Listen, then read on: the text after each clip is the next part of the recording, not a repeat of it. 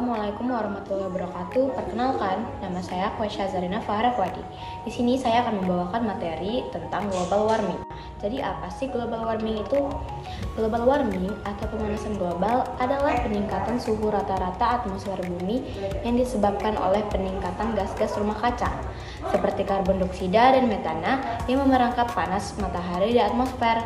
Nah, hal ini menyebabkan perubahan iklim seperti kenaikan suhu, perubahan pola hujan, dan peningkatan kejadian cuaca ekstrim.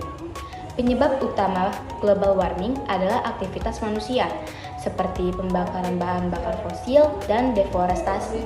Selanjutnya, saya akan menjelaskan penyebab-penyebab terjadinya global warming. Dan inilah beberapa faktor terjadinya global warming. Yang pertama, ada pembakaran bahan bakar fosil. Pembakaran batu bara, minyak, dan gas alam melepaskan karbon dioksida atau CO2 ke atmosfer. Yang kedua ada deforestasi. Deforestasi adalah penggundulan hutan mengurangi kemampuan bumi menyerap CO2. Dan yang ketiga ada emisi gas rumah kaca. Aktivitas industri, transportasi, dan pertanian melepaskan gas-gas rumah kaca seperti metana, CH4, dan nitrogen oksida, N2O. Dan yang terakhir adalah polusi industri.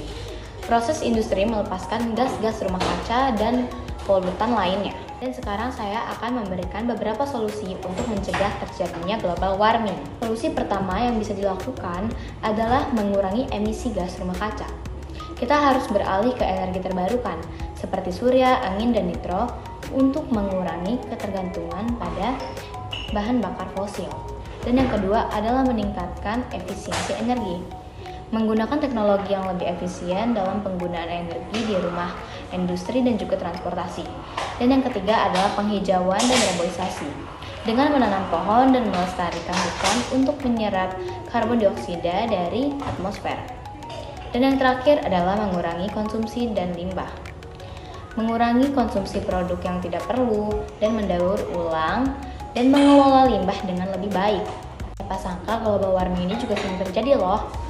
Contoh yang pertama adalah kenaikan suhu global, dan yang kedua adalah mencairnya es kutub. Ketiga juga kenaikan permukaan laut, dan keempat perubahan pola cuaca yang ekstrim, dan yang terakhir adalah peningkatan frekuensi bencana alam.